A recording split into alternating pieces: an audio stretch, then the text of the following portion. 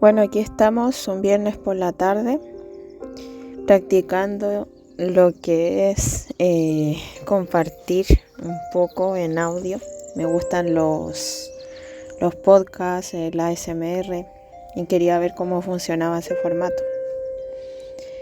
Y bueno, esta semana quiero hablar de un tema que creo que no se habla mucho en ámbitos cristianos, que es el espíritu de narcisismo o las familias tóxicas, que finalmente una familia tóxica tiene rasgos narcisistas, aunque sea a bajo nivel. Claramente yo no tengo la formación para poder evaluar a ciertos familiares míos que tienen comportamientos narcisistas y que me han hecho daño. Pero soy periodista y he vivido en carne propia lo que es esto. Ahora, este dolor es algo que lo estoy procesando, que se lo he entregado a Dios. He sido ministrada, he sido aconsejada por hermanos de la iglesia y eso es lo que quiero compartir ahora, porque Dios nos lleva a la libertad. Lo que me ha dicho esta semana es que la verdad nos hace libres y Él quiere que tengamos una vida abundante. A Él no le gusta que estemos en un lugar donde somos abusados psicológicamente. Una de las cosas que me decía Dios y que he aprendido en este trato de entregarle este conflicto, que sobre todo con familiares tóxicos, con mi madre, es que es correcto que yo pueda imaginar o soñar, por ejemplo, en el vivir sola o en mudarme. De hecho, me recordó el versículo que Dios le dijo a Abraham, que en una prédica el día domingo en mi iglesia hablaron de ese tema, que Dios le dijo a Abraham que deje a su tierra y a su parentela para ir al lugar que Dios le indicaría para recibir su promesa, como dice en Génesis 12 del 1 al 3. Pero Jehová había dicho a Abraham: vete de tu tierra y de tu parentela y de la casa de tu padre y de la tierra y a la tierra que te mostraré, y haré de ti una nación grande, y te bendeciré y engrandeceré tu nombre, y serás bendición. Bendeciré a los que te bendijeren, y a los que te maldijeren maldeciré, y serán benditas en ti todas las familias de la tierra. Y entonces esto ocurre, no sé si lo dije, pero esto es en Génesis 12 del 1 al 3. Y el asunto es que por mucho tiempo pensé que el amor cristiano era de repente aguantar o tener paciencia con alguien que en este momento no está queriendo recibir. Es decir, la ley de Dios no se contradice, pero aquí lo más importante es lo que dice el Espíritu Santo. Si el Espíritu Santo, como me ocurrió a mí, te indica que hay una persona que tiene en este caso un espíritu de narcisismo, que está haciendo cosas incorrectas, que está vulnerando tus límites, que te insulta, que te maltrata emocionalmente, que te ignora, que te hace sentir culpable cuando tú expresas la verdad, porque nosotros estamos hechos para indicar la verdad y expresar, por ejemplo, cuando algo nos duele o algo que está incorrecto, decirlo naturalmente. Pero las personas de rasgo narcisista o con el espíritu de narcisismo no lo van a recibir.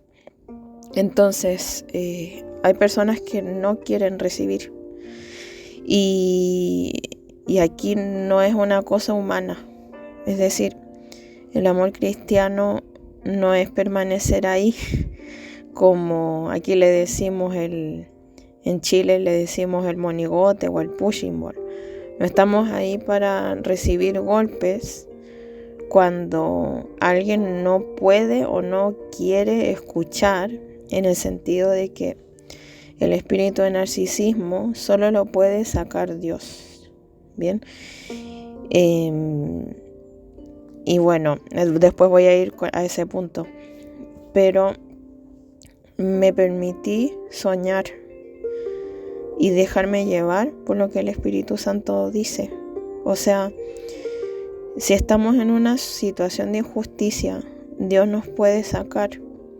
Y a mí esta semana me ha mostrado y me ha dado promesas de que Él quiere que me mude, que por un tiempo puedo vivir sola y Él me va a proveer, porque Él nos lleva a la paz. De hecho, hay un versículo que dice: a paz fuisteis llamados. Entonces me he permitido soñar en que voy a vivir en un lugar donde las tareas, voy a estar sola, pero donde no voy a ser abusada ni verbalmente ni psicológicamente. Y eso está bien, porque Él nos quiere sanar. Lo que me decían mis buenos amigos en la iglesia es que yo, al estar ahí en un lugar tóxico y siendo maltratada psicológicamente y con secuelas emocionales psicológicas, es que no dejo que el Espíritu Santo me sane completamente y me haga a la imagen que Él quiere que yo sea. Porque cuando continúo en una situación así, no dejo que Dios me transforme, porque están constantemente las personas de mi entorno hiriéndome o haciendo que reciba daño. Y eso no es el diseño de Dios. Bueno, y el segundo punto, que ya lo mencioné, es que a un familiar más narcisista, porque es un espíritu de narcisismo, en este caso a mi madre, no vamos a lograr cambiarlos. Y si tú tienes un esposo, abuelo, abuela, amigos, no vas a lograr cambiar a esa persona. Solo el Espíritu Santo puede hacerlo. Y eso es cierto. Creemos que Dios puede cambiar a todas las personas. Son seres humanos, solo que tienen espíritus. Y el asunto es que cuando uno intenta cambiar a las personas en sus fuerzas, uno se pone igual que ellos. Dice: no hagas lo que dice el necio, porque te pondrás en su lugar. Existe un versículo que dice eso. Ser contencioso y la ira es un fruto de la carne, es pecado. Y como decía, el espíritu de narcisismo no se vence con la discusión, ni con las estrategias. No existen argumentos, esfuerzos o estrategias que lleven a cambiar y a echar el espíritu de narcisismo en nuestra carne. Y la ira, la contención, la queja y la amargura es fruto de la carne. Por muchos años intenté hacerlo de esa manera. En el fondo de mi alma quise que esto cambiara mi fuerza, a pesar de que no lo confesé. A veces no sabemos lo que hacemos y no es posible. Y esto me llevó a muchas heridas espirituales y a una pérdida de tiempo, una erosión en las relaciones familiares y a más fricción, más heridas. Se necesitan dos para pelear. Y pecamos cuando consideramos más importante al contendor, es decir, con quién es nuestro rival en la carne, que la misma ley de Dios. Estamos considerando más importante a la otra persona que lo que dice la ley de Dios. Porque Dios nos dice que no nos venguemos, que la paga del pecado es muerte y que la venganza es de Él. Como dice en Romanos 12:19, no os venguéis vosotros mismos, amados míos, sino dejad lugar a la ira de Dios, porque escrito está: mía es la venganza, yo pagaré, dice el Señor. Bueno, y la tercera enseñanza que he tenido esta semana respecto al trato con una familia tóxica y lo que me ha hablado Dios es que muchas veces nosotros traicionamos la verdad para poder bailar el vals de los familiares tóxicos.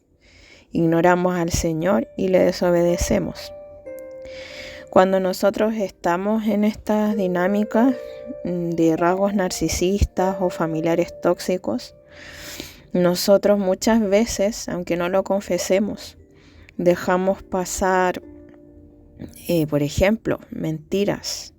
Aún recuerdo cuando mi madre ella tenía normalizado mentir, que las mentiras blancas, y yo, para que ella no se enoje, para que ella no me grite y para que no me maltrate, yo mentí y participé en muchas mentiras de ella.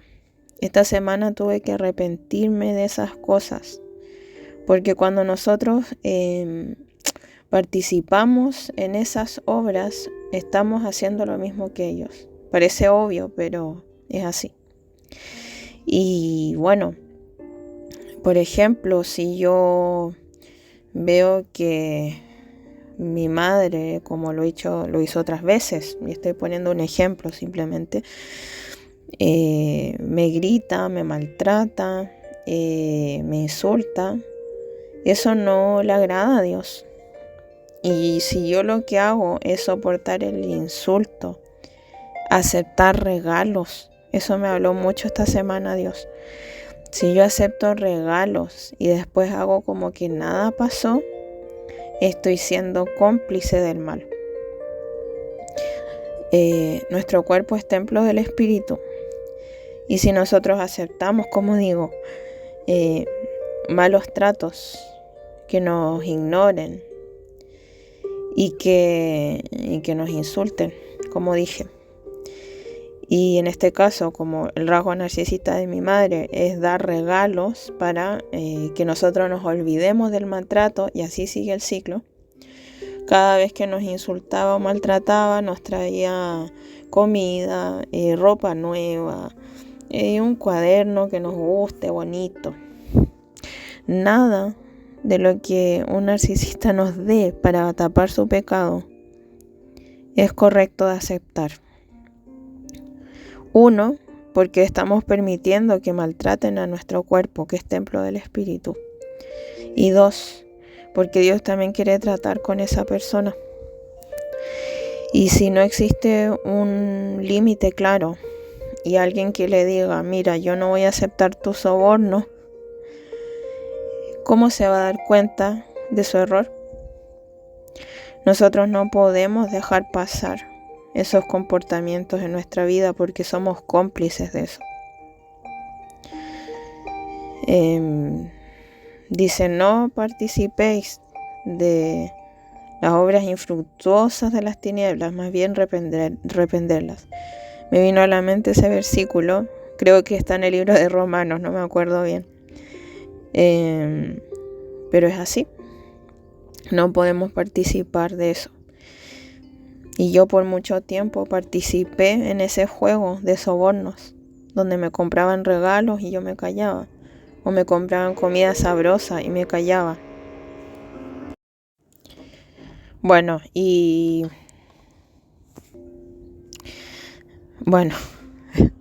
tuve que cortar un poco el audio porque están haciendo arreglos. Bueno, para finalizar, nosotros no tenemos que ser a imagen de lo que hace el enemigo. Si lo que produce el narcisista es que actuemos en la carne con llanto por la idolatría, porque nosotros ponemos una idolatría con nuestros seres queridos. Y dice la palabra que Dios tiene que ser el primer lugar en nuestro corazón, nuestro primer amor. Y por mucho tiempo puse en primer lugar, por ejemplo, a mi madre o a mi hermana, y me dejé llevar emocionalmente por lo que ellos hacían o decían. Y no puede ser así, porque en el caso de un espíritu de narcisismo, lleva a las personas que idolatran, uno idolatra al narcisista, y las personas que están idolatrándole son influenciados emocionalmente. Ese es el tercer punto. Por lo tanto, reaccionamos en la carne como ellos provocan que reaccionemos. Es decir, ellos nos pueden provocar a ira. Nos van a decir cosas que nos produzcan envidia, ira, celos,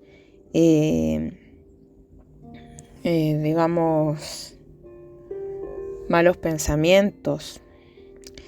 Evidentemente que si sentimos dolor y rabia por la manipulación que el narcisista hace, eso es totalmente normal y es sano, pero hay que tomárselo como algo que nos lleve a actuar. La emoción de la rabia nos indica que algo no es correcto de lo que está pasando, que algo es injusto. Y ese es un mensaje que nosotros recibimos y lo ponemos delante de Dios, para que Él nos guíe a actuar.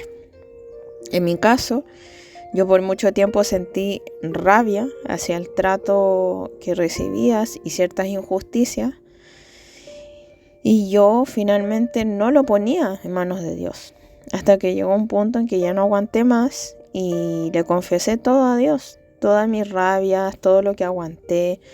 Algo dentro de mí, en mi carne, me decía que tenía que aguantar, en la carne, claro. Pero en el espíritu entendí que no, que ya era hora de mi liberación, de que no puedo seguir alimentando el maltrato a mi cuerpo, como dije, alimentando y fomentando y seguir siendo herida. Y bueno, Dios dijo hasta aquí y me abrió los ojos. Y por último, como decía, no podemos actuar en la carne como actúa alguien necio, como dice la Biblia. Tenemos que actuar como dice la palabra, porque eso nos hace sabios.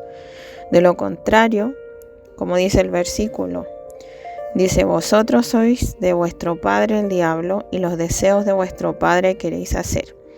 Él ha sido homicida desde el principio, y no ha permanecido en la verdad, porque no hay verdad en él. Cuando habla mentira, de suyo habla, porque es mentiroso y padre de mentira, como dice Juan 8:44.